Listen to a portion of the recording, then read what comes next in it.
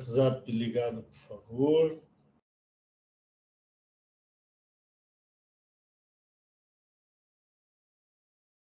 A gravação foi iniciada. Muito obrigado. Muito bom dia a todos. Hoje é 11 de maio de 2022. Estamos iniciando a sessão de julgamento da terceira Câmara Julgadora do Tribunal de Impostos e Taxas do Estado de São Paulo. Sejam todos bem-vindos. Hoje temos uma sustentação oral. O primeiro processo é BDF Nívia. Eu sou o relator. Cadê o advogado? O advogado está presente. Dr. Paulo Rogério.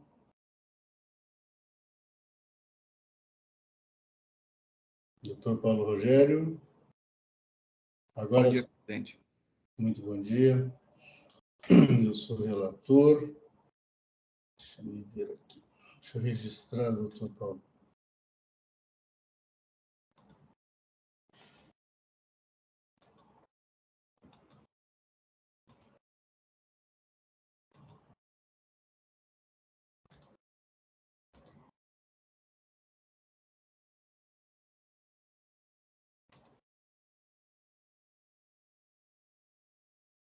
Bom, aqui é um pedido de retificação de julgado da autuada em face da decisão unânime dessa terceira Câmara de 22 de junho de 21, que manteve a exordial.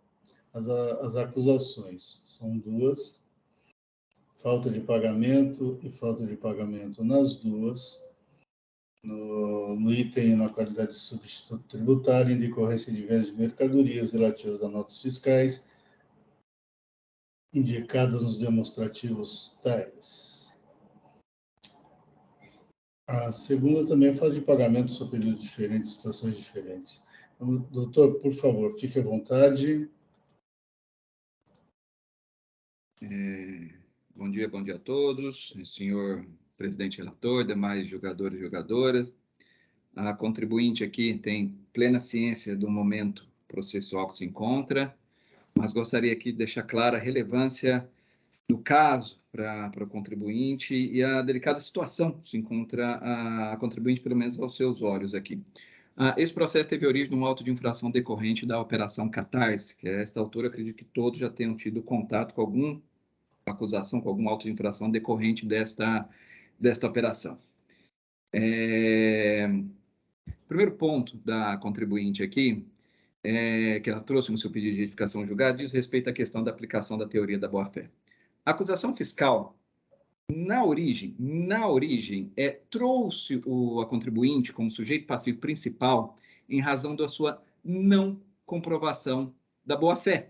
Se me permito aqui, vou ler trechos da acusação fiscal, isso aqui é extremamente relevante, que estão nas folhas 21 e 23 do relatório circunstanciado, em que, já nos finalmente do relatório circunstanciado, a fiscalização crava. Veja, os dizeres da fiscalização. O contexto do fluxograma apresentado, onde as empresas do grupo A vendem os produtos para as empresas B, que as revendem para C e que posteriormente as revendem para D, é suficiente para comprovar a participação das empresas do grupo B, C e D na fraude estruturada. Aqui a contribuinte BFD Nívia estava na posição A. Então, a fiscalização faz todo o relato, faz toda a investigação e fala, não tenho dúvida que teve uma fraude aqui entre as empresas B, C e D. Se trata de outro grupo econômico que completamente independente aqui da Nívia. Ao final, ela fala, agora, tendo em vista esse enquadramento, não há dúvida de uma fraude praticada entre B, C e D, para afastar a cobrança das empresas A, é necessário que essas comprovem inequivocadamente a sua boa-fé nessas operações. Então, o ponto de partida do porquê que a Nívia está nesse processo aqui foi a sua suposta não comprovação da boa-fé. O caso veio a julgamento. Lá em 2018, foi distribuída a 14ª Câmara do TIT. E aí, após amplos debates, se chegou à conclusão que deveria converter o processo em diligência para exaurir essa questão da boa-fé do contribuinte. Qual foi o ponto aqui, senhores jogadores? Isso é importante dar esse passo atrás aqui. O que acontece? O que a fiscalização entendeu que a Nívia não teria conseguido comprovar a sua boa-fé a justificar a sua imputação como sujeito passivo desse auto de infração. A fiscalização, eram 2 estabelecimentos da Nívea que estavam em fiscalização, 2 estabelecimentos. A fiscalização pegou entre todas as notas fiscais e falou, olha, 5 notas do estabelecimento A me comprova que eu sou boa-fé e 5 notas do estabelecimento B. Olhou do A, das 5 notas, teria identificado que das 5 notas, 2 notas teriam sido liquidadas pelas empresas D, desse outro grupo aqui, o que supostamente comprovaria que a mercadoria não teria dado a saída interestadual e teria sido vendido aqui internamente para as empresas D. O estabelecimento autuado aqui, que é outro estabelecimento, das 5 notas, não teve problema algum. Nada. Zero. Simplesmente se pegou de empréstimo o que aconteceu com outro estabelecimento que tem lá os seus autos de infração e importou o que aconteceu com outro estabelecimento para cá. Então, essa questão do pagamento, lá na origem, não dizia respeito ao estabelecimento autuado. Após debates na Câmara Julgadora, bom, então, se o espaço amostral que a fiscalização usou não se presta para justificar o auto de infração aqui nesse caso, vamos fazer, então, uma diligência para acabar com o espaço amostral. Vamos pegar as 200 notas autuadas e vamos verificar aqui ou não a efetividade das operações. Essa foi a razão da diligência lá em 2018. A diligência, senhores julgadores, durou quase 3 anos. A Nívea se esforçou, juntou todos os documentos, houve manifestação da representação fiscal e tudo mais. Veio para julgamento agora, em junho de 2021, para a terceira Câmara. Primeiro ponto, olha, não tem que se debater boa-fé aqui ou não. Essa questão da boa-fé diz respeito a crédito idôneo. E aí entrou o nosso pedido de retificação julgada, está colocando a contribuinte aqui numa situação muito delicada. Ela só está no auto de infração como sujeito passivo porque não teria comprovado a sua boa-fé. Ao julgar o seu recurso ordinário, aqui é recurso de ofício, após uma longa diligência, fala, olha, tudo isso que foi feito não serve para nada, porque não se tem que debater aqui crédito idôneo, teoria da boa-fé. O que tem que deixar claro, e a contribuinte procurou detalhar isso no seu pedido de retificação de julgado, o que se disse da súmula 360 do STJ, lá, a antiga 14ª Câmara, foi, olha, contribuinte tem ciência que não está debatendo aqui crédito idôneo. O ponto é, eu tenho um auto de infração que me formaliza uma seguinte conduta, você não comprovou a boa-fé. Se debate ou não a boa-fé. Ao se debater boa-fé, o que o colegiado entendeu lá em 2018 foi, vou usar os parâmetros para a comprovação da boa-fé daquela discussão do inidôneo. Mas não está dizendo, olha, que a discussão do inidôneo é essa. Não, não foi isso. Não foi isso. O contribuinte em nenhum momento pediu isso. Se o ponto é discutir boa-fé, o que é a boa-fé? Onde se tem num quadro jurisprudencial se debateu a boa-fé? Pô, tomou de empréstimo a toda aquela discussão que tem do inidôneo para se fazer a prova aqui da boa-fé. Agora, a essa altura, dizer que não cabe discutir boa-fé está tornando o auto de infração aqui para contribuinte praticamente indefensável. Tem uma exigência, uma acusação pesada, séria, de ter praticado e participado numa fraude estrutural e chega e fala, olha, você está aqui porque não comprovou a boa-fé. Há um debate para se debater a boa-fé. O colegiado determina a conversão em diligência para verificar a exaustão, a boa-fé ou não. E aí chega no julgamento, depois dessa longa diligência, fala, não se tem que debater boa-fé. A contribuinte, aqui, de fato, ficou numa situação muito delicada. E o que a gente pontuou aqui como erro de fato, ao se tirar da discussão a questão da boa-fé, o que a Câmara Julgadora, com todo respeito, à época, simplesmente mudou por completo do parâmetro utilizado pela fiscalização. Ela só está aqui por falta de comprovação da sua boa-fé. Se o debate é esse, tem que se analisar todos aqueles documentos que foram trazidos durante a diligência, senhores jogadores. Esse é o primeiro ponto do erro de fato. Houve aqui uma fixação, não vou analisar a boa-fé, sendo que, faticamente, esse foi o ponto para se colocar a contribuinte como sujeito passivo. E o detalhe, que tornou o caso mais curioso ainda para a contribuinte. No primeiro tópico, se fala, não vou debater boa-fé. E, no final, termina a decisão falando, veja, então eu vou dar provimento ao recurso de ofício, pois a contribuinte, nos dizeres da decisão, não trouxe, assim como o solidário, provas que pudessem atestar a sua boa-fé. Foi isso que fez durante 3 anos ao longo da diligência. Então, esse é o primeiro ponto da retificação de julgado. Há aqui, aos olhos da contribuinte, um evidente erro de fato. A fiscalização formaliza a exigência porque não comprovou a boa-fé. Então, você tem que debater boa-fé. Não dá a essa altura e falar, não vamos debater boa-fé. E restabelecer a exigência do provimento ao recurso de ofício, porque, ao final, o contribuinte não comprovou a boa-fé, está colocando um caso muito curioso aqui para contribuinte. E esse ponto, por isso que eu me dedico mais a esse primeiro ponto, esse erro de fato, é que acaba levando aos demais. Porque, ao se dizer que haveria prova do envolvimento da Nívea naquela fraude praticada por outras empresas, empresas B, C e D, de outro contribuinte, fala, veja, tem identificação dos pagamentos, que quem pagou foi a empresa D. Se tivesse olhado a diligência inteira, que está lá, em nenhum momento há pagamento da empresa D, pelo menos para esse estabelecimento. Não existe isso, não existe. Via de regra, mais de 90% das notas fiscais são pagas por boleto bancário. Via de regra, boleto bancário. E o banco respondeu em diligência, isso também já estava desde a sua defesa, falou, você, contribuinte, eu não informo, não tenho como rastrear quem pagou o boleto. Eu só te informo que o boleto foi pago ou não. Se o boleto foi liquidado ou se ele está em aberto. Então, eu, Nívea, não tenho como checar quem pagou o boleto. Não tem como. E isso foi dito na diligência. O banco respondeu por e-mail, a próxima tronca logo de e-mail falando, não tenho como checar isso daqui. Não existe esse documento nos autos mostrando que a Nívea teria condições de saber quem é que faz pagamento de boleto. Grande maioria, resumindo, quem pagou foi via boleto bancário e há transferências da própria adquirente B. Não há transferência de outras empresas para pagar essas vendas interestaduais. O transporte inteiro, cláusula CIF, contra a responsabilidade da Nívea, durante a diligência trouxe a exaustão para as 200 notas, conhecimento de transporte e o canhoto da nota fiscal com carimbo da F+Par. Então, isso, primeiro ponto, ao se negar a analisar toda aquela documentação que veio em diligência, acabou acarretando aos olhos aqui da contribuinte, com toda a devida vênia, esses erros de fato na análise do caso concreto, senhores jogadores. E no final aqui, um ponto também que o colegiado até refutou, mas houve um erro evidente de aplicação de alíquota. Suponhamos que a autofração seja válida. Autuou saída interna de mercadoria. É dever da fiscalização olhar qual que é a alíquota aplicável. Quando fez a defesa e apontou isso daqui, o próprio fiscal autuante falou, olha, de fato, isso aqui tem que ter uma diligência para olhar que eu apliquei a alíquota maior em todos, linearmente, tem alíquotas diferenciadas aqui para alguns produtos. O colegiado fala, olha, mas como você fez uma escrituração equivocada, não tem que olhar, mas espera aí, isso aqui é dever de ofício.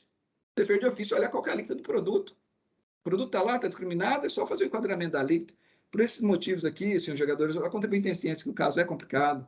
Houve uma diligência longa, de quase 3 anos, para exaurir e acabar com esse espaço amostral de 5 notas, não, para todas as 200 notas, o transporte, o pagamento, como foi feito o pagamento, tudo compilado em planilhas, em PDF, pesquisado, como colocado, imposto pela própria antiga 14ª Câmara. Por esses motivos aqui, senhores jogadores, pede aqui o conhecimento e provimento do pedido de retificação de julgado, ao menos para que seja enfrentado todos aqueles documentos que a contribuinte trouxe ao longo da diligência e já da sua defesa, e ao final com a manutenção da decisão de primeira instância que cancelou o auto de infração, senhor jogador. Muito obrigado, doutor Paulo Rogério. Eu, como relator, não tenho questionamentos. Representação fiscal, algum questionamento ao patrono? Nenhum, presidente. Obrigado. Muito obrigado. Doutora Mara, algum questionamento? Não, presidente, obrigado. Muito obrigado. Doutora Fabiane, algum questionamento? Sem questionamento. Muito obrigado. Doutor Bergamini, algum questionamento? Não tenho indagações. Muito obrigado. Então, passo à leitura do voto. E vou direto ao voto. Cito o artigo 15 da Lei 13.457 de 2009, que diz que a decisão de qualquer instância administrativa que contiver erro de fato será passivo de retificação, etc. e tal. Em síntese, nos termos do artigo 15 da Lei 13.457 de 2009, o pedido de retificação de julgado tem por finalidade única a retificação de erro de fato existente na decisão retificanda, cabendo à parte que o alega demonstrar precisamente a sua ocorrência. Logo, não se presta tal pedido a resolver outros vícios ou incidentes eventualmente existentes em determinada decisão, dado que seu objeto é restrito à retificação de erro de fato única e tão somente. À luz do artigo 966, parágrafo 1º do novo CPC, há erro de fato quando a decisão admitir fato inexistente ou quando considerar inexistente fato efetivamente ocorrido, sendo indispensável, em ambos os casos, que o fato não represente ponto controvertido sobre o qual o juiz deveria ter se pronunciado. Isto posto, o que a peticionária autuada apresenta como erros de fato contidos na decisão retificanda foram por ela assim sintetizados. Transcrevo parte lá a síntese que a autuada fez, as folhas 4675 e 4676. Passo a análise de cada uma dessas alegações. Em relação à primeira alegação, assim foi a alegação sintetizada pela peticionária. Segundo o voto condutor, a teoria da boa-fé não seria aplicável ao caso concreto por não haver discussão de crédito inidôneo. Essa afirmação contraria a motivação subjacente à autuação fiscal, que no caso da requerente decorreu da suposta não comprovação de sua boa-fé, a determinação de diligência e o próprio voto condutor, que afirma que a requerente não teria juntado provas que pudessem atestar sua boa-fé. Fecha aspas. Sem razão autuada. Não há falar em erro de fato sobre os fundamentos trazidos pela peticionária autuada, porque, no ponto, o ilustre juiz relator da decisão retificanda manifestou regularmente o seu entendimento jurídico de que a tese da boa-fé decorrente da súmula 509 do STJ, abre aspas, aplica-se apenas a casos de aproveitamento de crédito decorrente de documento inidôneo, aspecto fático diferente do caso em exame, em que se acusa a autuada de participar de fraude estruturada conforme relatório circunstanciado em operações internas simuladas de interestaduais. Fecha aspas. Sendo certo que, à época, este era o entendimento prevalecente nesta colenda terceira Câmara Julgadora. Frise-se que, no presente caso, a acusação é de falta de pagamento do imposto relativamente às saídas de mercadorias do estabelecimento autuado.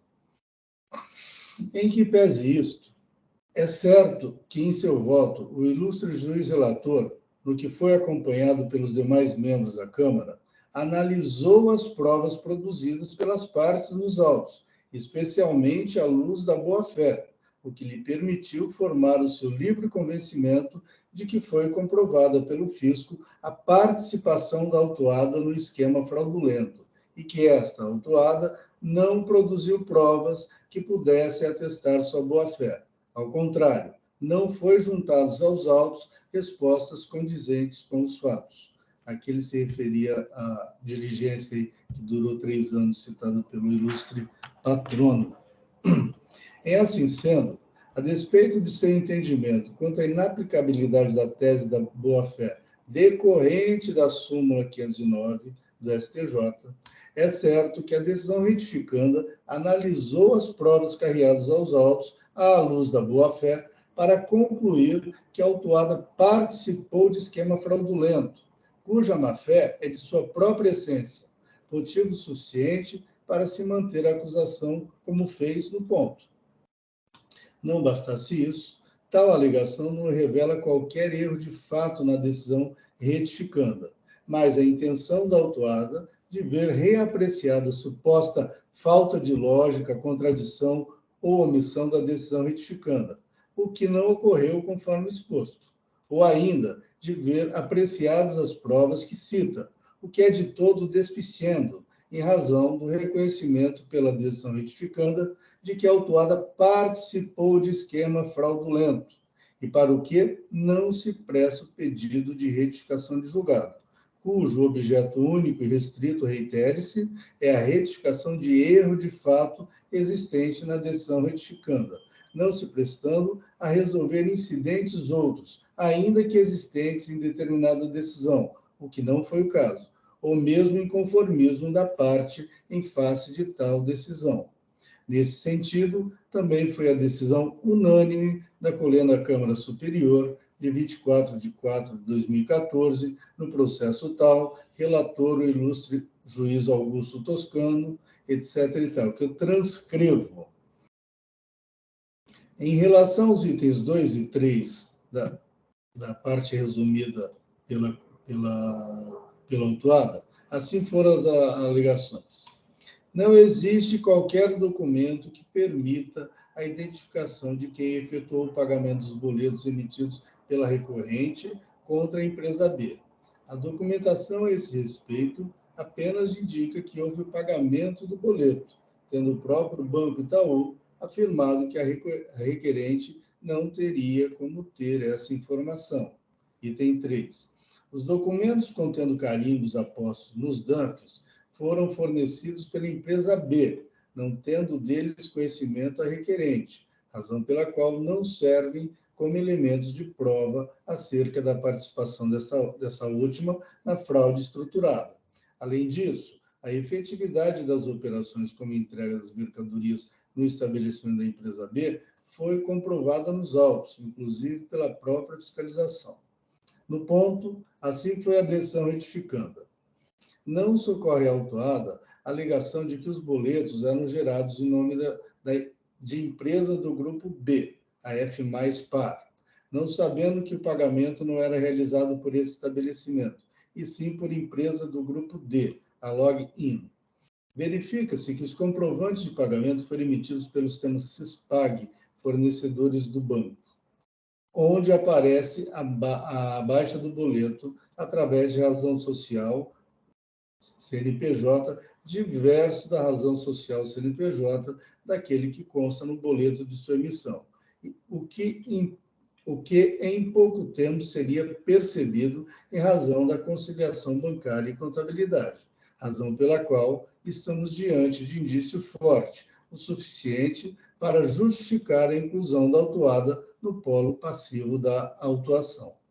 Outros indícios que fortalecem a tese de participação da autuada na fraude estruturada são as presenças de carimbos apostos nos DANFs de recebimento das mercadorias pela própria empresa do grupo D, Login, sem que a autuada tivesse conhecimento, conforme documentos de folhas tais, e a presença de e-mails ligados às empresas do responsável solidário, Flávio Teixeira da Costa, expressos no campo de informações complementares das notas fiscais.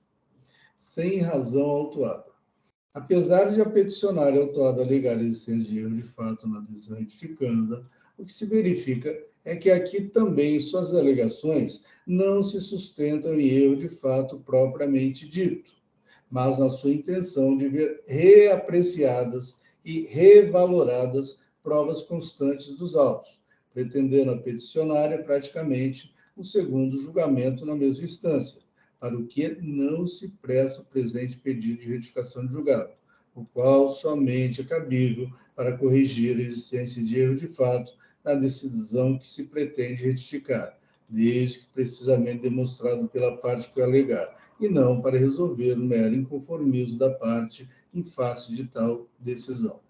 Lado outro, verifica-se que a decisão retificanda foi proferida regularmente e condizente com o princípio da motivação, onde o julgador expôs claramente as razões de seu convencimento, sendo que as conclusões a que chegou têm decorrência lógica das premissas que adotou e da análise coerente da acusação fiscal, das alegações das partes e do acervo probatório carreado aos autos, resultando em decisão perfeitamente válida.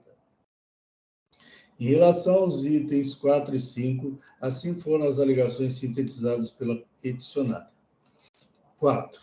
A participação em fraude estruturada exige prova, sendo inadmissível presunção nesse sentido, como entendeu o acórdão retificando. 5. Por ter sido identificado que o senhor Flávio Teixeira da Costa seria o controlador de fato das empresas C, responsáveis pela dívida tributária em cobrança, este, juntamente com as empresas B e D, sob seu controle, deveriam ter sido autuados como sujeito passivo, à luz do artigo 7º, parágrafo único, item 5, da Lei 6374 de 89, e não a requerente. Nenhum erro de fato aqui também. Sem razão autuada. Aqui também as alegações da peticionária autuada não se sustentam em erro de fato propriamente dito, mas na sua intenção de ver revalorados aspectos fáticos e de direito decididos pela decisão retificanda, pretendendo a peticionária praticamente o segundo julgamento, etc. e tal. Em relação ao itens 6 e 7, assim foi a alegação sintetizada. 6. Diferentemente do que apontou o acórdão retificando, as operações de saída da requerente foram devidamente escrituradas, como comprovado na diligência, razão pela qual deveriam ter sido efetuados os devidos ajustes do crédito tributário. Houve completa 7. Houve completa desconsideração do argumento relativo à recomposição da verdade material, sem razão autuada. Aqui também as alegações da peticionária autuada não se sustentam em erro de fato, mas aqui também é a intenção de ver reapreciada as provas que cita e reanalisar os aspectos fáticos do caso, para o que não se presta o pedido. Pela oportunidade, convém trazer que no ponto a peticionária faz a seguinte alegação, item 113, folha 4692. Diz a autuada. Tá.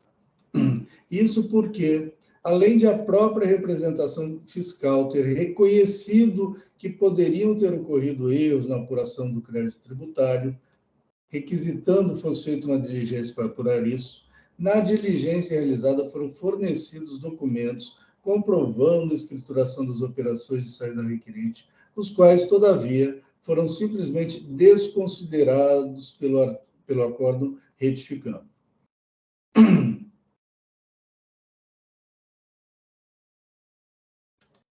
Do exposto, não se pode conhecer do presente pedido de retificação de julgado, por não ser ele fundado em erro de fato. Eu vou tirar eu cortei, eu vou retirar esse pedaço aqui, pela oportunidade, tá?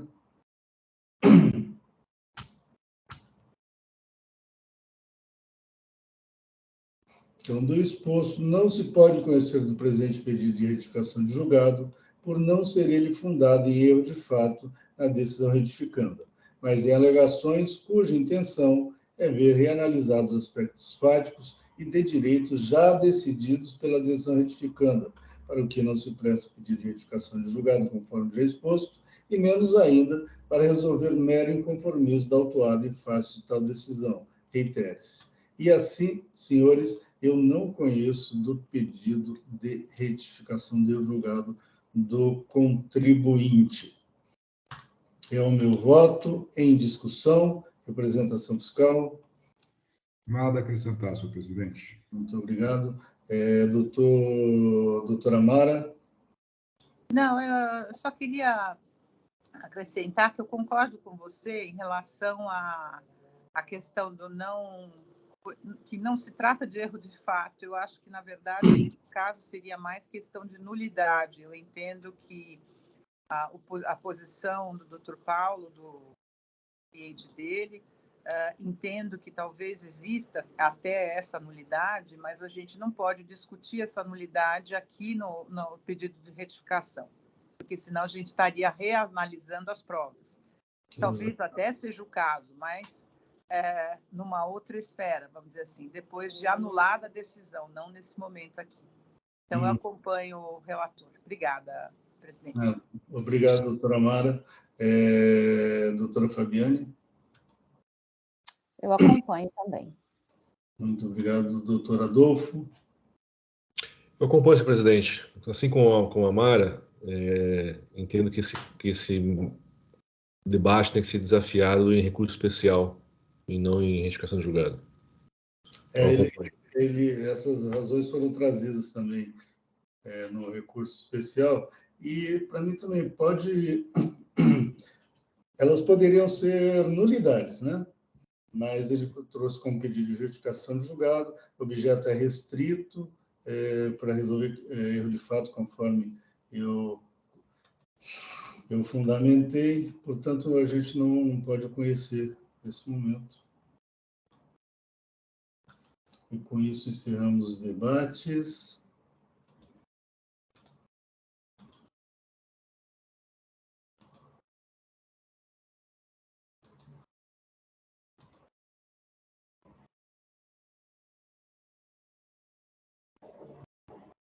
Vou ter que pegar aqui o resultado. Só um minuto, por favor.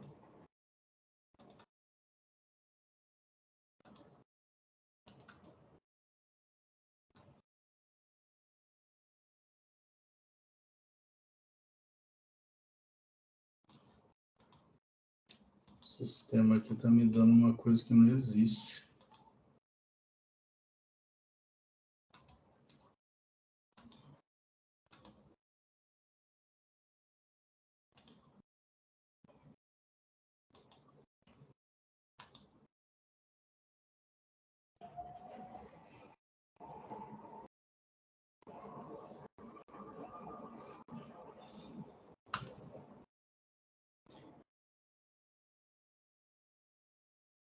Quórum.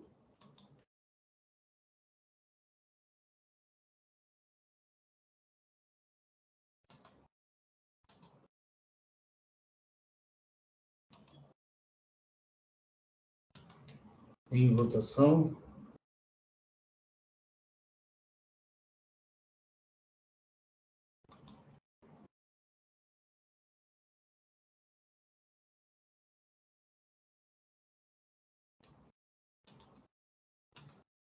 Encerrando a votação. Encerrando o julgamento.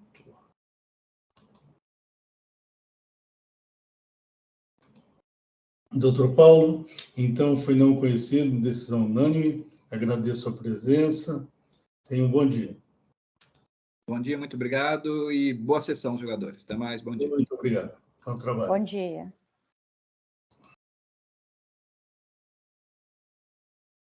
Agora nós temos Leroy Merlin, relatora a doutora Fabiane, vista da doutora Mara. A doutora, a patrona se encontra, a doutora Aline. Sim, estou presente. Tudo bem? A senhora quer falar mais alguma coisa? Não, é só acompanhar mesmo o Só julgamento. acompanhar hoje mesmo, né? Muito obrigado. Então, doutora Fabiane, por favor. Eu vou ler a ementa do meu voto, né, que eu já tinha proferido na sessão que saiu em vista, então vou ler a ementa para resumir.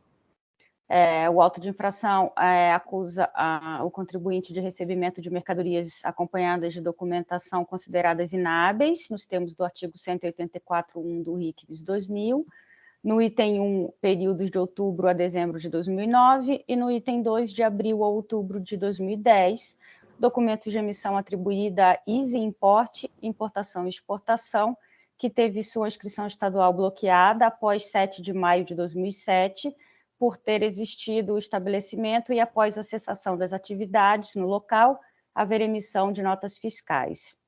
Eu considerei que a infração foi comprovada pelo fisco e a boa-fé não foi comprovada pela recorrente. Por fim, meu voto foi pelo provimento parcial do recurso ordinário para acolher a alegação da recorrente de que as capitulações das multas, tanto para o item 1 quanto para o item 2 do AIN, devem ser igualmente enquadradas na primeira hipótese, ou seja, a linha A do inciso 3 do artigo 85 da Lei 6374 de 89, e reduzir o percentual da multa aplicada no item 2 para o mesmo percentual do item 1.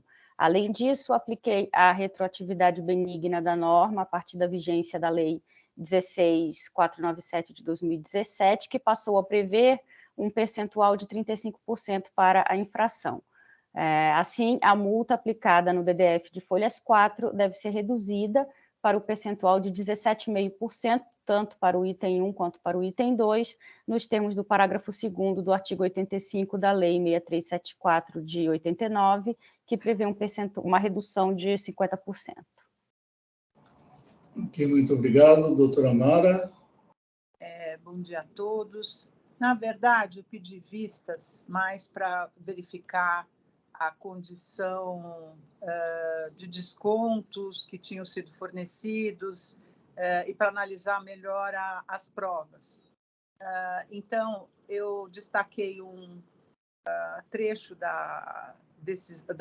do relato da representação fiscal que fala justamente da questão dos descontos.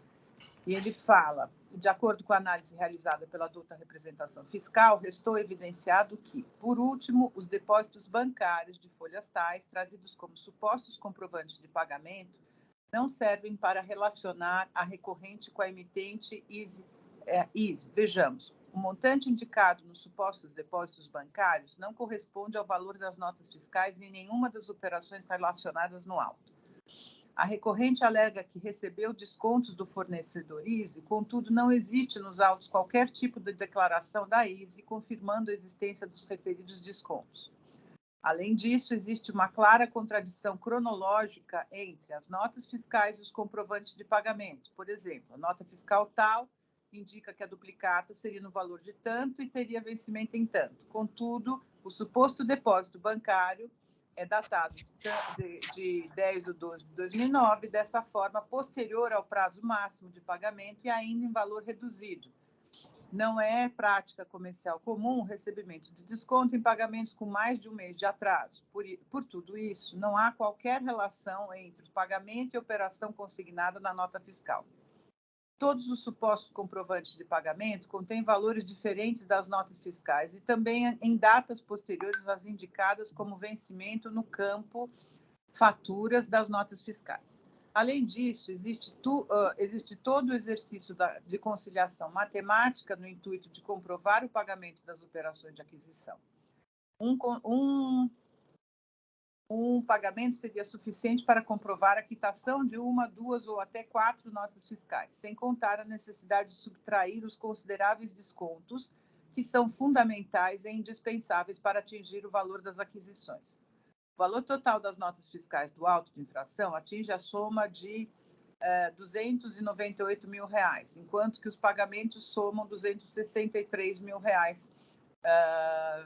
Ressalvamos que a recorrente trouxe apenas um documento interno gerencial produzido de forma unilateral para comprovar a legitimidade dos descontos, não trazendo nenhum documento fornecido pelo suposto fornecedor ISE. Então, de acordo com esse trecho, eu entendo que, pelo que se depreende das razões da adulta representação fiscal, não há nos autos prova de que os descontos foram de fato concedidos pela empresa declarada inidônea e, de fato, não é prática comum de mercado se conceder descontos para pagamentos com atraso. Ao contrário, a prática é de exigir juros moratórios e eventuais multas pelo atraso. Diante desse fato, caberia ao contribuinte recorrente demonstrar o porquê foram concedidos os descontos e que, de fato, estes existiriam e foram negociados entre as partes, que não foi feito nos presentes autos. Diante desta realidade, acompanho a ilustre relatora em seu voto, não perquirindo sobre as demais provas que, para mim, são eventualmente desnecessárias, como se integra, dado que existe a emissão de nota fiscal eletrônica, que não seria possível se o cadastro do contribuinte emitente estivesse com problemas, e tratativas comerciais, pois estas nem sempre existem consignadas através de documentos, mas podem ser realizadas verbalmente por telefone, inclusive. Isto posto, acompanho o voto da ilustre relatora em suas conclusões, então é como voto, presidente. Já está registrado. Obrigado, doutora Mara. Doutora Fabiane, alguma consideração? Não, eu confirmei meu voto no sistema. Perfeito. Doutor Tony? Nenhuma consideração, senhor presidente. Obrigado. Obrigado, doutora Fabiane também. Doutor Adolfo? Nada a acrescentar, presidente. Muito obrigado. Também não tenho considerações. Com isso, encerramos os debates. Quórum?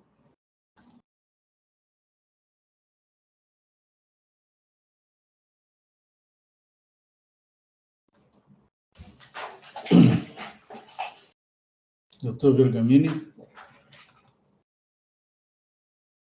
Em votação.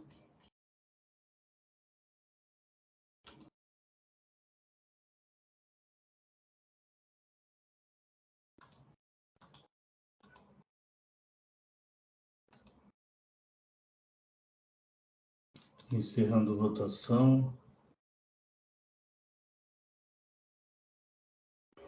Encerrando o julgamento.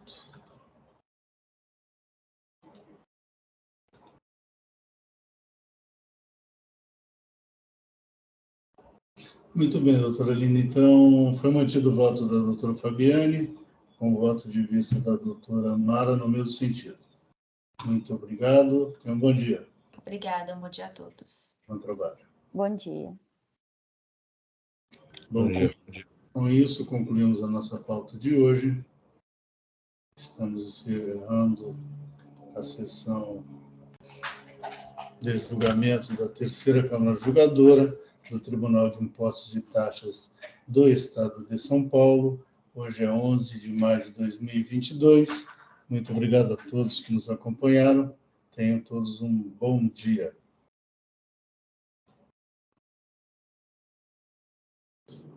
Doutor Hélio, por favor, podemos encerrar a live.